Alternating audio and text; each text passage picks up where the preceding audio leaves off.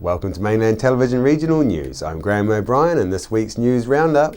Nelson Refuge in crisis, stretch of road needs patience, warmth for homes a burning issue, and more. Nelson Women's Refuge has been a safe place for women in a crisis. Now it seems the branch is in dire straits and is in need of a helping hand.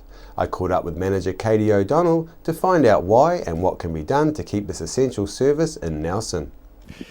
Katie, thanks for taking the time to talk to us today. I know you're a really busy person. Katie, you're asking the community to help the Women's Refuge through this tough time. Can you tell us a little bit more about that, please? Sure. Good morning, Graham, and thanks for having me on Mainland TV. Yeah, we are asking the community to support us, and that's basically because we've really been struggling this year to have all the funding we need to meet our core services, and we've really just hit a financial wall.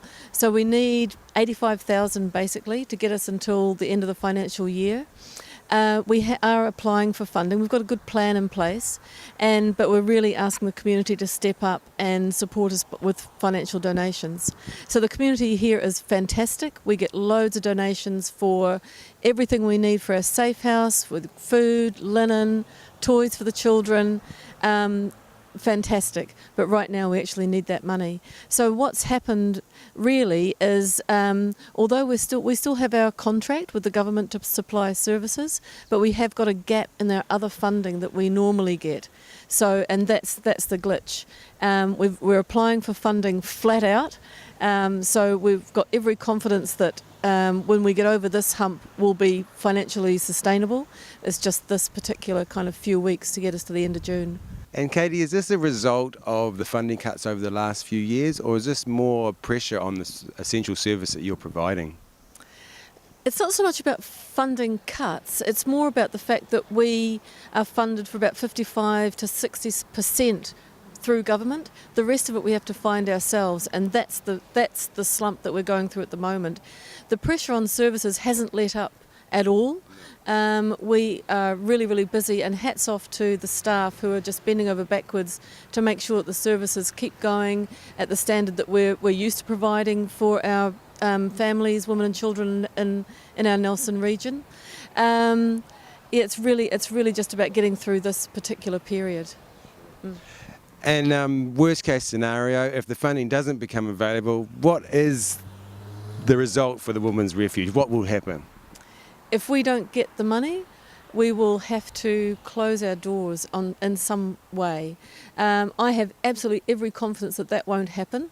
In fact, I'm not even going there really, because I kind of trust that we will get the money to continue. If we were to shut our doors, I really don't know what would happen to those women and children. I suspect that other agencies would have to pick up some of that work, and I don't know how they would cope. We're an essential service in Nelson. We provide that kind of frontline crisis support and ongoing support. Without us, those women and children would have nowhere to go, because we have our safe house, which is used continually. It hasn't been empty since Christmas, or actually it hasn't been empty since I started. So it hasn't been empty for 6 months, pretty much. Where those women would go, then they'd have to look at backpackers or motels, and they just don't have the resources for that. Katie, it's just unthinkable that you wouldn't be there to pick up these people in their times of need. I mean, you provide a place where people can go, feel safe, and it's family orientated.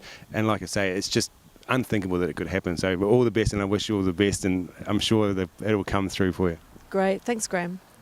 If you feel you can help, Nelson Women's Refuge has a Give a Little page where you can contribute, or you can donate direct to their bank account as shown on screen.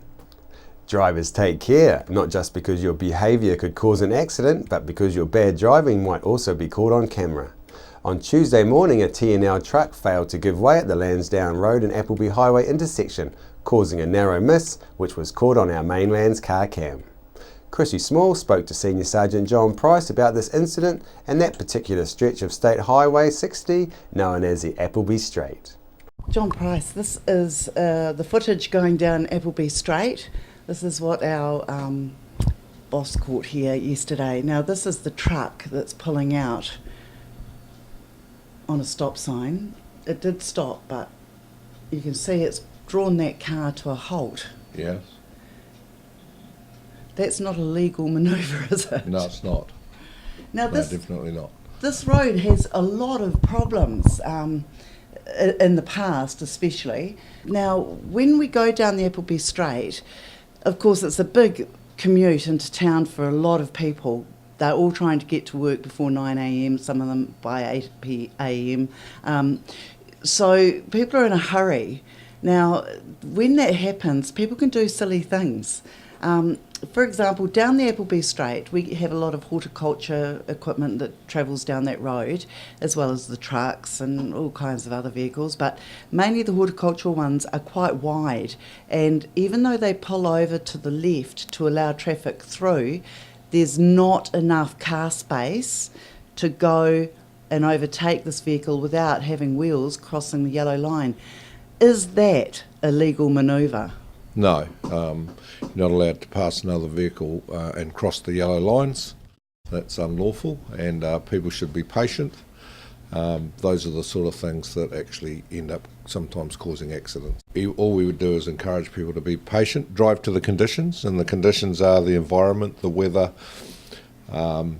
whatever's occurring on that road, the road itself. Those all contribute to the conditions, and so people should drive to the conditions always. So, John, some of these vehicles travel at around 5 kilometres an hour that are going down that main straight.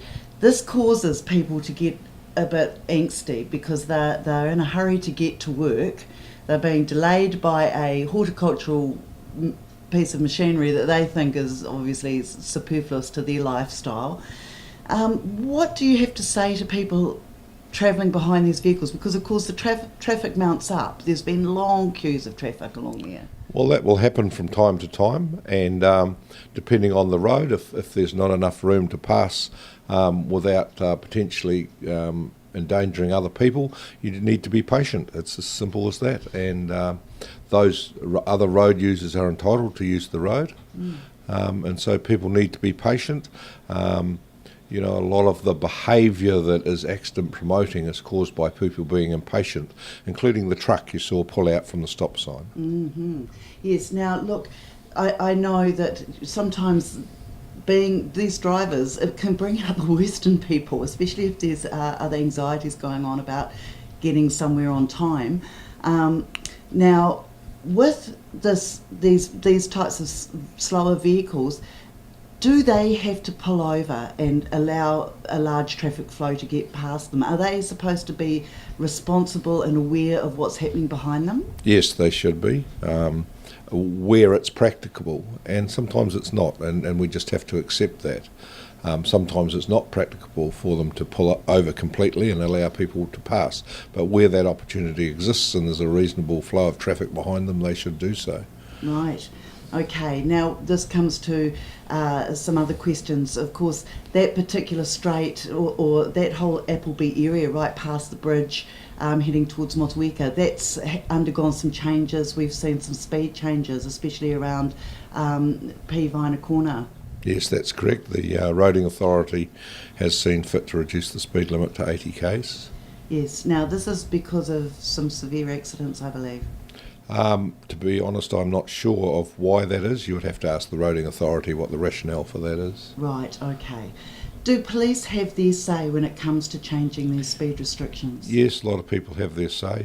And there are a set of rules that the Roading Authority have to operate under, so they put a matrix across it which would consider things like how many driveways, how many accidents, all those sorts of things. I'm not sure of the exact criteria, but they do have a criteria they have to comply with. Nelson Green Party AGM on Monday night was attended by 60 plus party faithful who went along to show their support. Co-leader Russell Norman stayed on to give a presentation on climate change and what the Greens feel are the solutions. And with only 6 weeks to go until he stands down from the leadership, he had some candid comments for those who attended.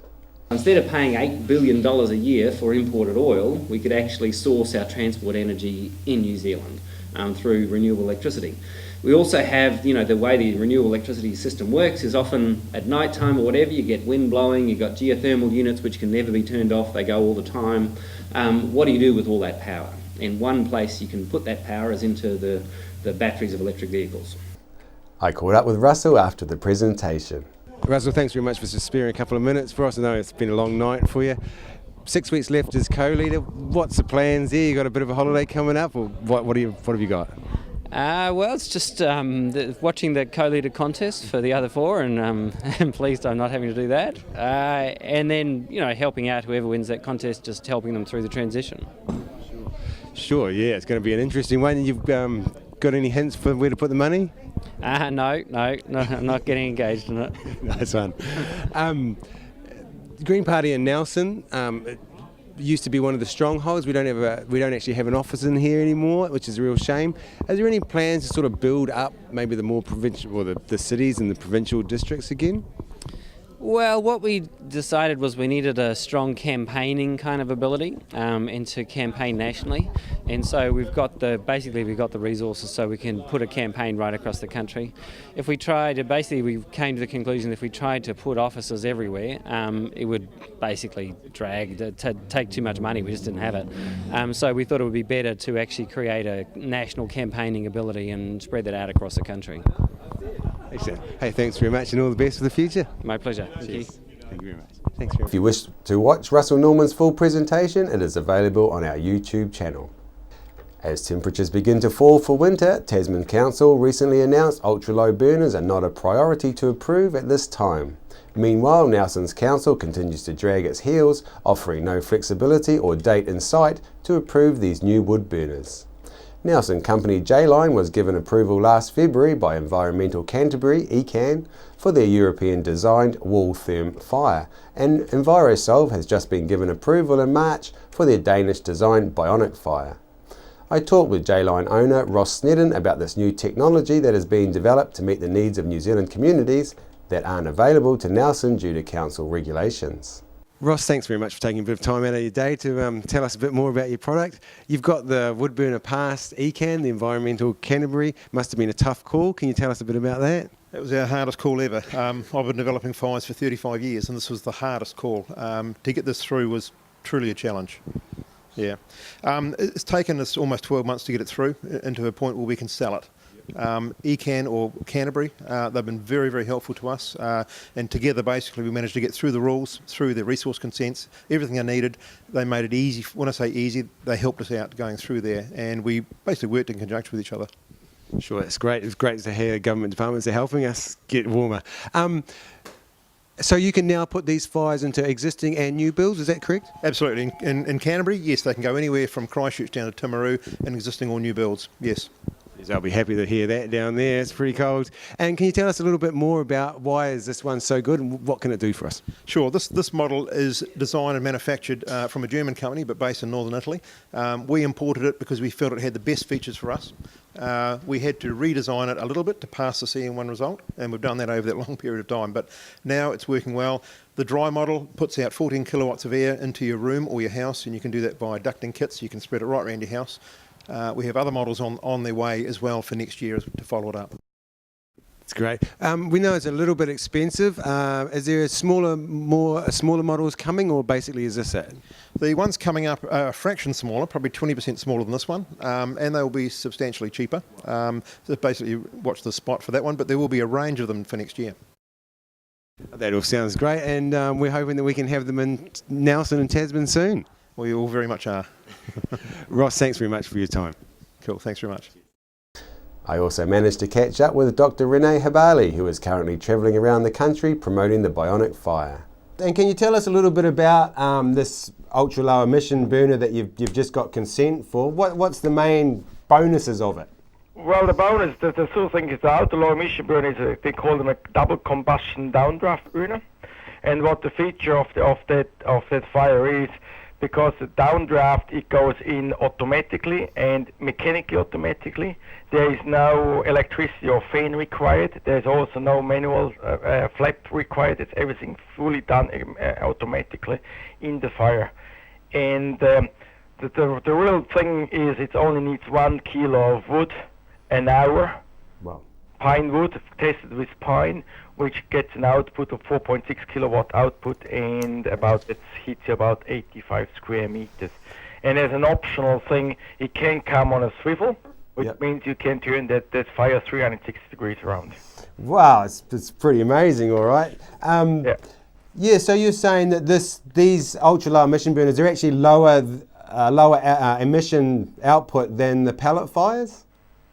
Well, that's about, like, we could talk about the ultra-low emission pellet fires. Some of them are about the same, some a bit above, some a bit below. Yeah. And now, because in Christchurch they have ultra-low emission pellet burners has been allowed into new houses or rebuilds. Yeah. The same in Nelson City Council, you're allowed in certain areas, as I understand, in Nelson are allowed ultra-low emission pellet burner, but not log burners. Yes. Now the question is here, just because we now have this ultra-low emission log burner, why we can't put the log burner and ultra-low emission log burner in your house in Nelson?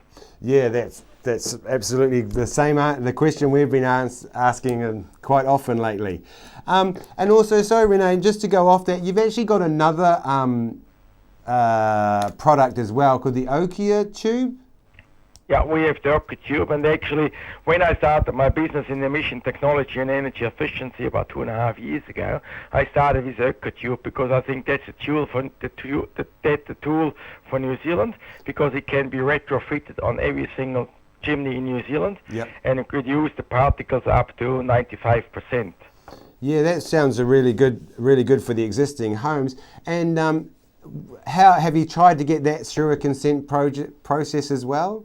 Well, we have done a lot of work with the West Coast Council, with Reason. We have done some tests in Nelson, which are very promising. But these guys now have to go through a process as well. And I just got in front of me the new parliamentarian report about the PM 2.5, and then all these people now take everything on hold now, and the funding as well, because they talk about a goalpost which is about 20 years down the track. Nelson is fast falling behind the times, being unable to change the strict rules they've enforced on residents. So the burning questions are, why is Nelson Council leaving Nelsonians out in the cold over this issue? And when can Nelson expect some good news like Canterbury, as ECAN has now approved these 2 wood burners for use in new and existing buildings? Local Tasman country musician Ali Cook has made a heartfelt tribute to the memory of the Anzac troops from both World Wars.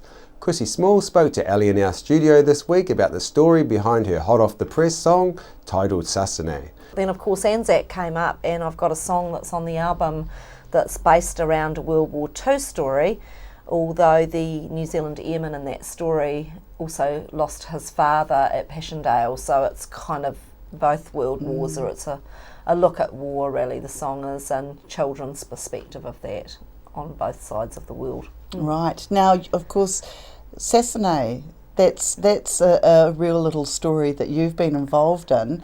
You made a discovery while you were over in Europe performing. Tell us a wee bit about that. Yeah, just to recap the story, 1943 there was a bomber that crashed in a village in Sasane. There were airmen on there from Australia, New Zealand, Canada and England. And in its last moments of descent it was on fire. It had been shot down by a night fighter, and they turned it up on its wing and they avoided the village, and they saved the villagers, the lives of the villagers, and so they wanted to give the airmen a funeral. The Nazis, their normal mode of operandus was to take the dog tags and hand over the bodies to the local priest and just tell them to bury it, no funeral. And in a passive act of resistance, the French people of the village, was 300 in that village, sent out word to the surrounding villages, and overnight up to 2,000, the report said 2,000 people walked from 30 kilometres away across fields with women, children, against the wishes of the Nazis, and by the morning there were 2,000 people gathered at the church singing hymns for the men that had died on the plain. And they in fact jailed the mayor for that, and they jailed about 20 people that were involved in the organising of the funeral, who were jailed for the rest of the war for that act. But you know, our people here, our airmen and families in New Zealand, Australia, Canada, UK, they would not have even known that their their men were gone, and yet these people were risking their lives to give total strangers a funeral. And they went on to do that every year on the 15th of August, on the anniversary of the crash. They have gathered together and walked up the street to the crash site after they've done a ceremony and laid wreaths. And in 1985 they built a monument, beautiful, it's a big metal aeroplane with flagpoles to put all of the nation's flags in. And they invited all of the air forces from around the world, and they all came with extended members of those men's families that they could find, except the New Zealand Air Force turned down the invitation because the invitation went out simultaneously as the French Secret Service had bombed the Rainbow Warrior in Auckland Harbour. Right. So diplomatic relations were not so good, therefore we declined to come. And roll forward 26 years, I turn up in the village and everyone's like, what are you going to do about it? What can you do about it? So I said, well, diplomatic relations have improved. You've had Daniel Carter in Toulouse for a while, and there's been many rugby matches, so I'm sure that something will happen. And initially I was turned down by the War Graves Commission, but then it was election year, and luckily my local MP, Damien O'Connor, helped me, and the Labour Party put out a press release, and then I targeted media, and I think I got a phone call from the Attorney General at 3 o'clock in the morning in France to say, no, we were wrong, you were right. And on the 15th of August following that, they sent Wing Commander Patch Nelson from the Royal New Zealand Air Force to lay a poppy on the grave, and it's really quite a lovely ceremony. I watched it on TV, and they play all of the national anthems of the guys, and it's just one of those many war stories. There were 55,000 men lost their lives in Bomber Command, and 500,000 civilians lost their lives in bombing raids. So, you know, it's massive loss of life around that, and it's important that we remember. He closed a hand on the jacket button. Hold on till I return. A well of tears as she watched him leave, too young to have to learn. As many soldiers left on ships, to crowds of families afraid as they wait.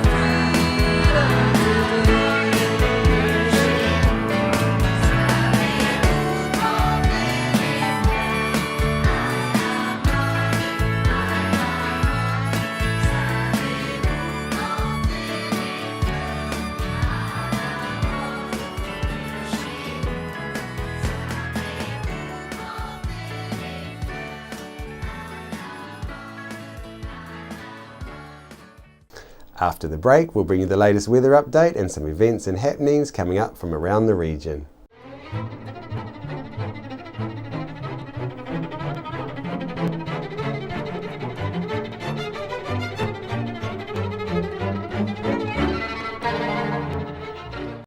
Hi, I'm Sharon O'Neill and I'm back home and you're watching Mainland Television. Hi, my name's Ian Mortimer. Mortimer Auto Upholstery is your one-stop shop for all your upholstery needs. We do car and boat interiors, boat canopies, ute tonneau covers, canvas and PVC fabrication. Call in and see us in Oxford Mews, 72 Oxford Street, Richmond. Why would you want to pay as much as $1,000 for a single bed mattress when you can buy a high quality locally made mattress like this for as little as $220? And a queen size mattress could cost you in excess of $3,000, but at Nelson Beds you could have a mattress like this as low as $425. So why would you go out and spend a fortune on your child's bedroom when you can come to Nelson Beds and buy a complete single mattress and base set, a 7-drawer Scotch chest, a headboard and a 3-drawer bedside cabinet for as little as $979? So call and discuss our custom manufacturing options and local after sales service at Nelson Beds, Nelson's only bedding manufacturer. We're the team at Jaycar, right here in Nelson, 120 Hardy Street. Our shop is full of electronic items, including security alarm systems, electronic components, solar and power, electronics toys,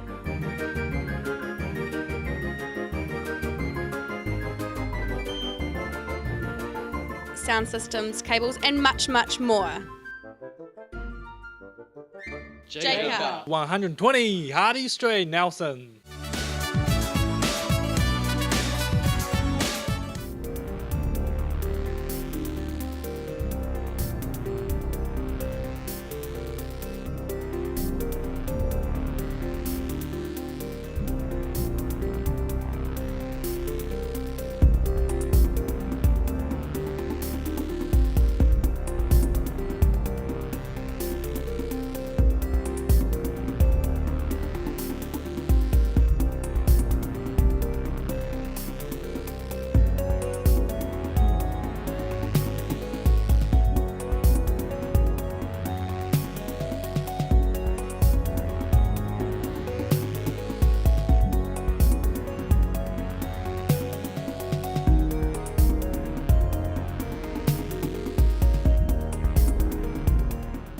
On behalf of the team here at Mainland Television News, thank you for joining us, and we'll bring you the latest news and events from around the region again tomorrow.